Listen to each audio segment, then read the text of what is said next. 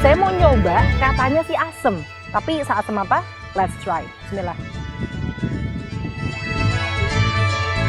Ya, asin. Benar-benar asin.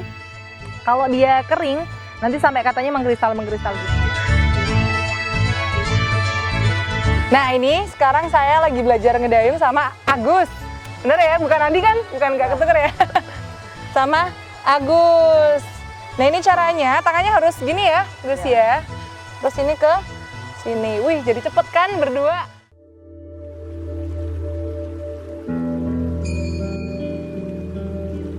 Suasana yang adem, asri dengan suara-suara burung yang berkicau semakin menambah ketenangan jiwa.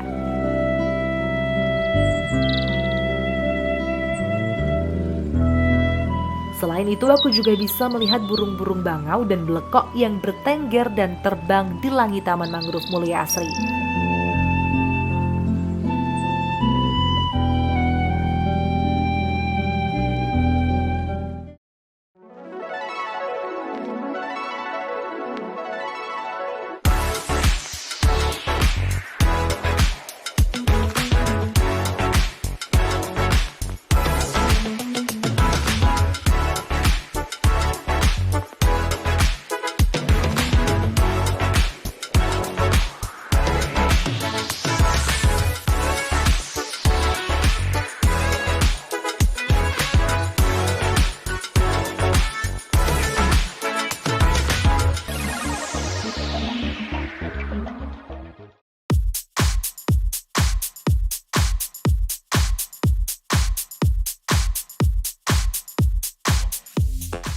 Aktivitas di akhir minggu ini memang bikin penat. Salah satu cara menghilangkan penat itu adalah dengan melihat hijaunya alam. Gak usah jauh-jauh, kesini aja cukup. Taman Mangrove Mulia Asri, Desa Mulyorejo, Kecamatan Tirto, Kabupaten Pekalongan.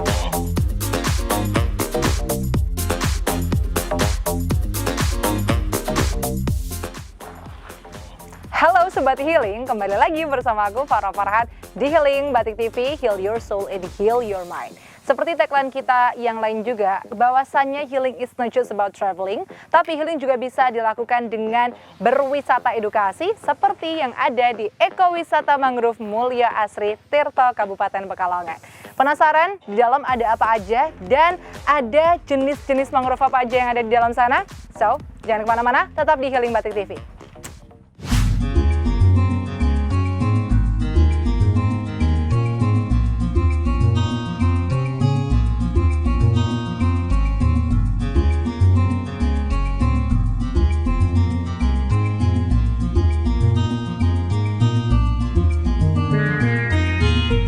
Lahan seluas 4 hektar ini dulunya hanyalah rawa yang ditanami pohon mangrove oleh masyarakat sekitar pada tahun 2012.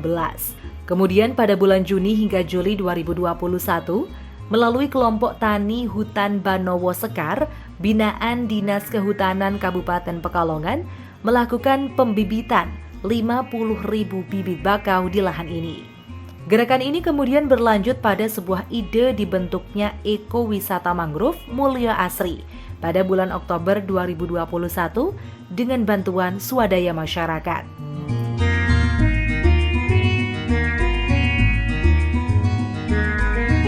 Hal ini semakin menggugah rasa penasaranku untuk mengeksplor apa saja yang ada di dalamnya. Uniknya, letak Taman Mangrove ini berdampingan dengan pemukiman warga Desa Mulyorejo yang cukup padat dan hanya berjarak 5 km dari Jalan Pantura, Tirto, Kabupaten Pekalongan. Akses jalannya pun mudah, bisa diakses dengan kendaraan roda 2 maupun roda 4. Walau agak sedikit menantang karena harus melewati tanggul sungai. Cukup hanya merogoh kocek 10.000 per orang, kalian sudah bisa mengeksplor Taman Mangrove melalui trek bambu dan juga bisa melihat lebih dekat mangrove dengan menggunakan sampan. Rencananya aku juga akan mengeksplor Taman Mangrove ini dengan sampan. Tapi sebelum itu, mari kita eksplor terlebih dahulu jalan bambu sepanjang 200 meter yang diapit pohon mangrove dengan berbagai macam jenisnya ini.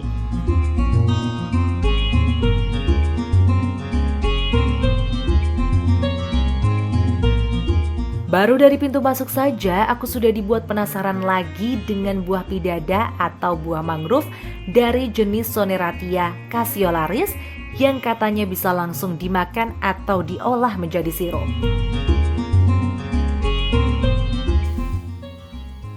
Nah, ini dia nih buah pidada dari tanaman mangrove yang jenisnya pidada juga atau Soneratia cassiolaris. Kalau cassiolaris berarti bunganya yang warnanya merah. Kalau Soneratia alba bunganya yang warna putih. Nah, ini tadi saya udah metik satu buah dari Soneratia cassiolaris. Saya mau nyoba, katanya sih asem. Tapi seasem apa? Let's try. Bismillah.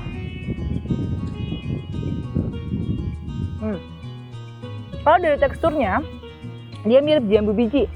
Asemnya tuh nggak, ya asemnya masih bisa ditolerir. Jadi kalau kayak kita makan buah mangga muda, jadi enak banget. Yuk, ikutin aku.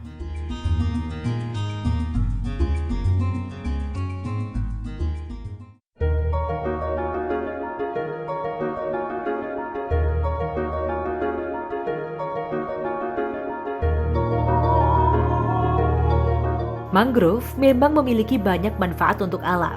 Selain sebagai sumber plasma nutfah, keberadaan hutan mangrove juga berfungsi sebagai pelindung lahan, penjaga nutrisi alam, menurunkan kadar karbon di udara, dan pencemaran laut. Apalagi letak kawasan Taman Mangrove Mulia Asri ini berada di salah satu daerah yang rawan banjirop di Kabupaten Pekalongan. Maka jelas ya, keberadaan Taman Mangrove ini sangat penting untuk menjaga lahan dari abrasi banjirop. Di sini ada kurang lebih 25 jenis tanaman mangrove, tetapi yang sudah tumbuh besar didominasi oleh jenis Avicennia alba atau api-api, Soneratia cassiolaris atau pidada, dan Rhizopora atau bakau. Selain itu, kita juga bisa menemukan jenis flora lain, yaitu salah satunya adalah paku laut.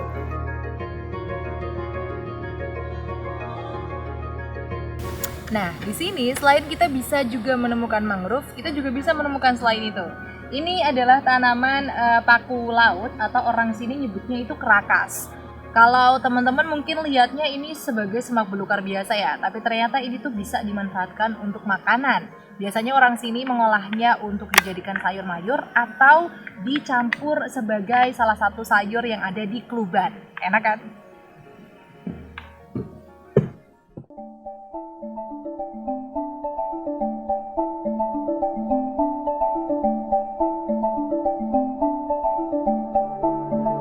Lagi-lagi, jenis tanaman mangrove yang berhasil mengusik rasa penasaranku adalah Avicennia alba. Daun dari jenis mangrove ini bisa diolah menjadi keripik karena cita rasanya yang asin. Nah, ini dia nih, Avicennia alba atau nama bekennya itu api-api. Uniknya, daun ini di bawah belakangnya ini kalau kita cicipin, itu rasanya asin. Kenapa? Karena, kita ambil lagi. Karena dia itu bisa menyerap garam kadar air yang ada di bawahnya terus naik ke daun ini. Kita coba ya, apakah asin?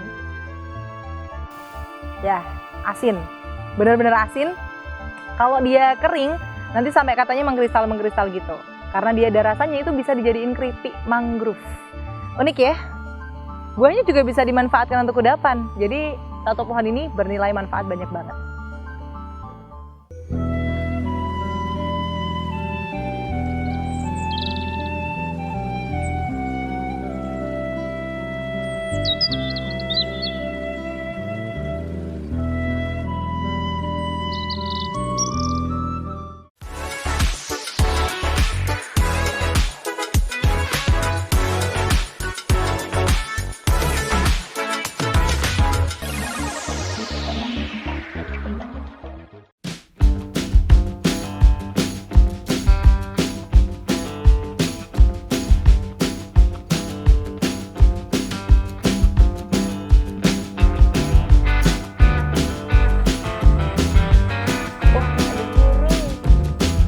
Menikmati rimbunnya hutan mangrove dengan memberi makan ikan nila yang dibudidayakan di sini menjadi kegiatan yang asyik juga loh Badis. Pembudidayaan ikan nila merah di sini juga sekaligus menambah lengkapnya ekosistem hutan mangrove Mulia Asri.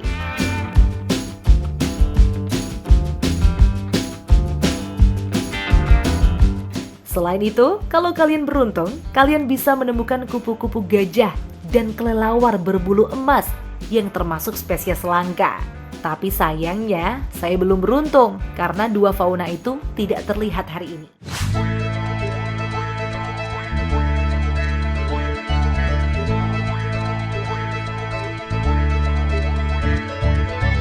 Oh iya, aku sudah janjian sama Kepala Sekolah Mangrove Mulia Asri untuk ngobrol-ngobrol tentang mangrove. Beliau adalah Kak Tayu.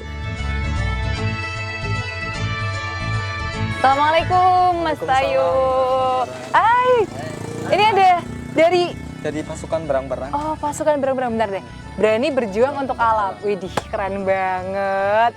Nah, ini dia pemirsa. Beliau adalah Mas Tayu, merupakan Kepala Sekolah Mangrove ya. Yang nanti juga mau nemenin aku naik sampan ini bareng pasukan berang-berang. Kenalan dulu dong pasukan berang-berang. Ini siapa nih? Nama saya Agus, Kak. Agus dan? Nama saya Adi. Oke, jadi Dek Agus dan Dek Adi selaku anggota dari pasukan berang-berang yang akan ngebantuin kita naik sampan ini ya. Iya. Oke, so kita rutenya dari mana aja nih Mas Tayu, bisa Ke dijelaskan? belakang terus menelusuri hutan mangrove yang ada di ekowisata Mangrove Mulia Asri ini, Mbak. Oke, waduh. Aku udah nggak sabar banget untuk menelusuri hutan mangrove ini. Jadi, let's go Mas. Let's go. Let's go.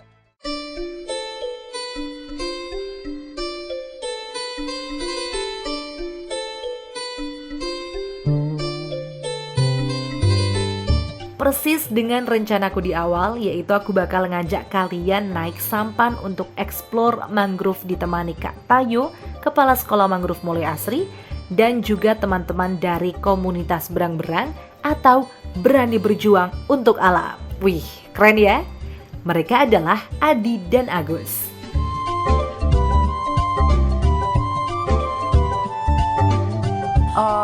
Oke, wah, jadi kita akan menyusuri ke sana gitu Mas ya? Iya. Oke, oh iya Mas, kan tadi Mas bilang kalau Mas itu adalah Kepala Sekolah Mangrove. Nah di sini berarti selain apa namanya ada ekowisata mangrove, tapi ada sekolahnya juga? Ada. Itu bisa dijelasin? Biasanya sekolah mangrove ini awalnya kita dari kepemudaan yang sini, Mbak ya. Terus kita sering sharing-sharing, ngobrol, terus ketemu dengan salah satu dari JDK 4 dari Dinas Kehutanan.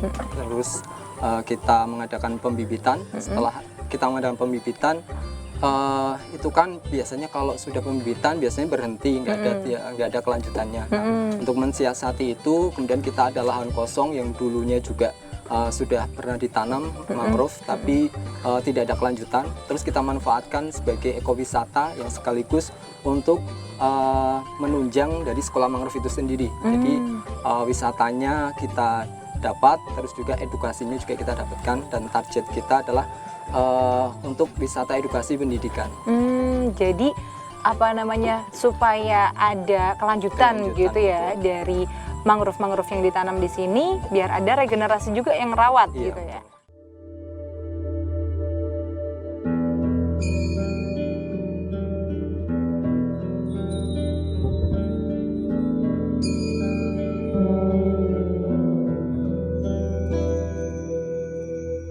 Suasana yang adem, asri dengan suara-suara burung yang berkicau semakin menambah ketenangan jiwa.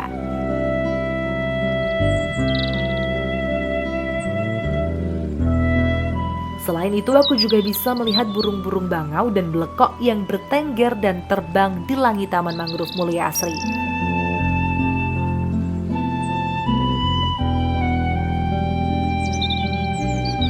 Sambil menikmati tenangnya suasana, asik nih kalau aku nyoba bantuin Agus buat mendayung sampan.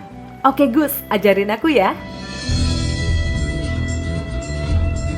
Nah ini sekarang saya lagi belajar ngedayung sama Agus. Bener ya? Bukan Andi kan? Bukan nggak ketuker ya? Sama Agus. Nah ini caranya, tangannya harus gini ya Gus ya. Terus ini ke sini. Wih jadi cepet kan berdua. Tadi satu orang doang. Kasian banget. Nah ini kita bantuin biar sampai ke tamannya.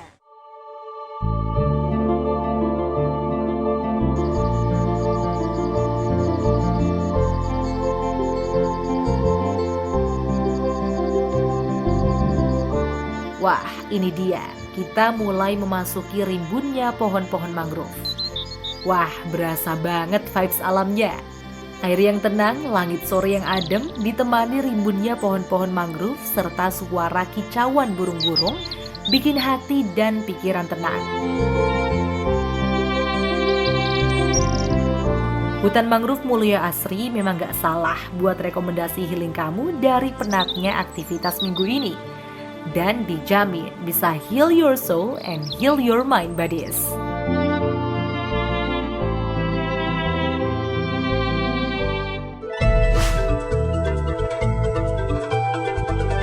Yah, gak kerasa kita udah mengitari taman mangrove yang luasnya 4 hektar ini. Dan voila, sampai deh di trek bambu tadi. Oke Kak Tayo, next kita mau ngapain nih? Makasih ya Agus, Adi. Oke. Alright. Oke, dadah. Nah, oke Kak Tayo, setelah ini berarti kita mau Ke lokasi pembibitan mangrove. siap, let's go. Kemana Kak? Kita ke tempat pembibitan. Siap.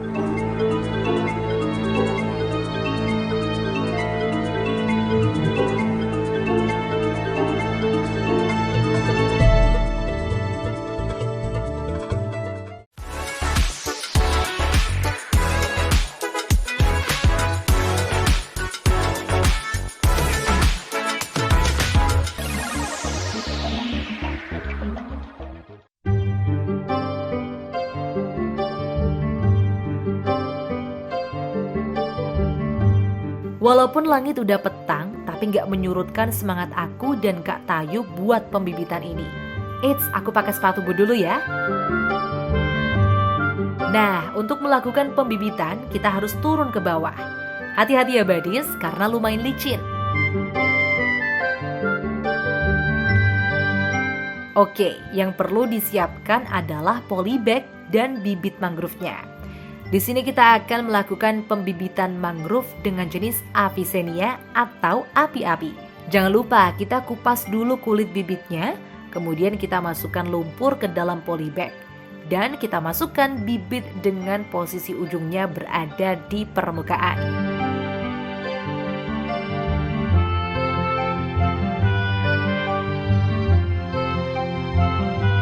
Perlu diperhatikan ya, bibit mangrove tidak boleh dimasukkan ke dalam lumpur semua. Terus ini adalah bijinya. Pucuk bijinya itu harus keluar ya. Nggak boleh di semuanya ke dalam. Nah, nanti akan seperti ini jadinya. Tuh kan. Setelah itu? Ditata di bedengan. Oh, bedengan. Oke. Oke, di mana Mas? Mau nggak Mas? Kita kesini aja. Oke, kita ke sana. Menuju ke bedengannya, teman-teman. Oke, setelah itu kita letakkan polybag di tempat pembibitan. Taruh aja begini. Prosesnya sekitar 1 bulan. Oke, 1 bulan ya. Kalau sudah 1 bulan atau sampai sekitar 2 bulan, ini hasilnya kayak gini. Oh, jadi ini adalah Avicennia yang tadi dari biji. Tanaman mangrove membutuhkan waktu 3 hingga 4 bulan sampai menjadi tunas dan siap untuk ditanam. Sehat-sehat ya mangrove, sampai ketemu 3-4 bulan lagi.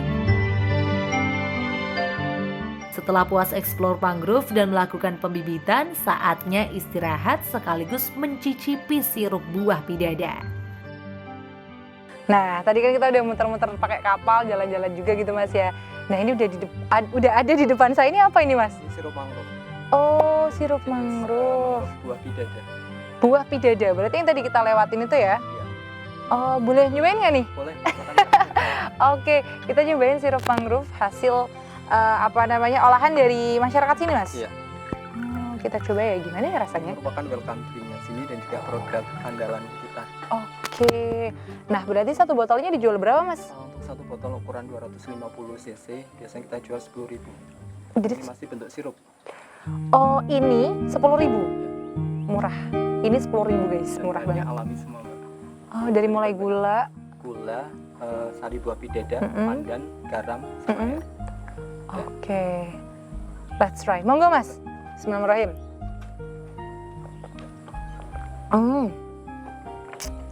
Rasanya asem. Asam, manis, segar. Ya karena banyak mengandung vitamin C. Kalau boleh saya inget-inget itu mirip kayak ini Kayak marisan rica-rica gitu loh Mas. Mirip ya? Pemirsa harus nyobain sih. Ini enak banget, seger, dan satu botolnya cuma 10.000. Dengan beli ini artinya juga nanti budidaya mangrove-nya juga akan semakin kenceng gitu ya Mas ya. Oke, nah saya juga mau ngobrol-ngobrol soal ekowisata ini. Kan Kak Tayo ini adalah kepala sekolah dari sekolah mangrove gitu ya. Nah, bisa diceritain nggak sih awal mula berdirinya ekowisata ini dan juga sekolah mangrove?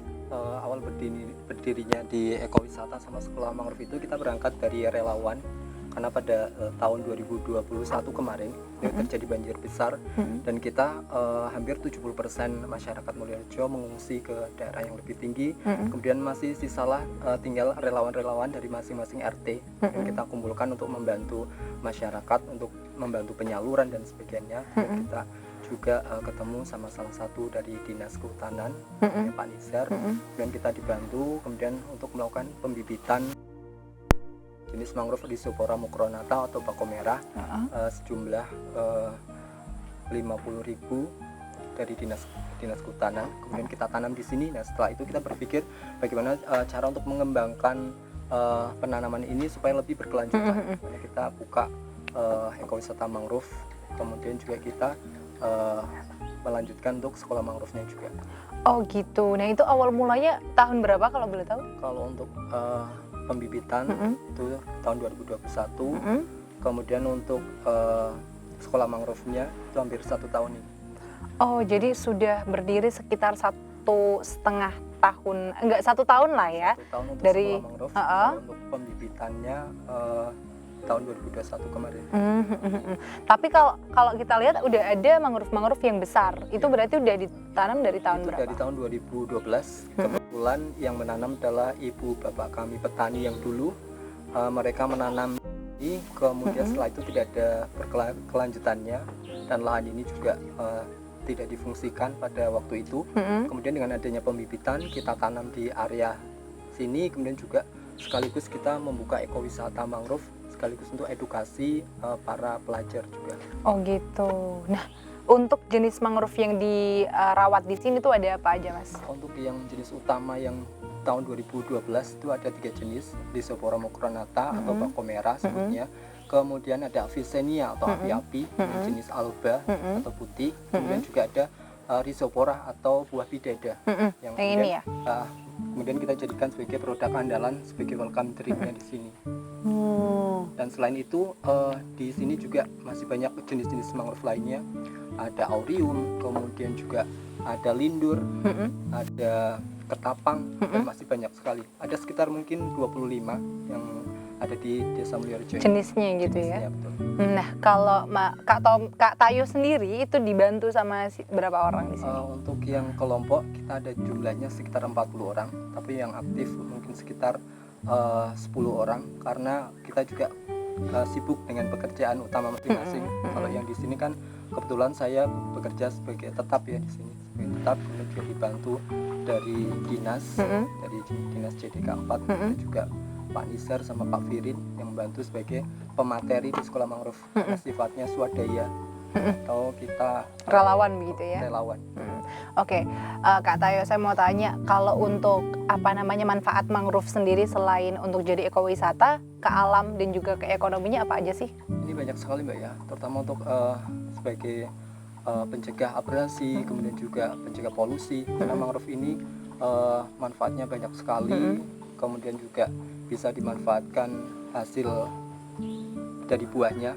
Salah satunya adalah buah bidada ini, kemudian juga Avicennia pun sebetulnya bisa. Dan ini masih dalam pengembangan atau masih dalam penelitian juga. Kita bekerja sama dengan berbagai dinas pendidikan seperti universitas juga. Oke, wah ternyata manfaat dari mangrove itu banyak sekali. Selain juga bisa dimanfaatkan sebagai minuman, kemudian pelindung abrasi, kemudian juga penyumbang oksigen juga gitu ya Mas ya. Dan memang kita benar-benar harus melestarikan. Jadi teman-teman yang bingung mau healing kemana, yuklah jangan cuman berpikir jalan-jalan yang jauh-jauh aja, tapi kita mencoba lebih dekat lagi dengan kota kita, terutama Kabupaten Pekalongan. Yang di sini ada ekowisata mangrove. Sekalian kita berwisata, sekalian kita juga berkonservasi gitu.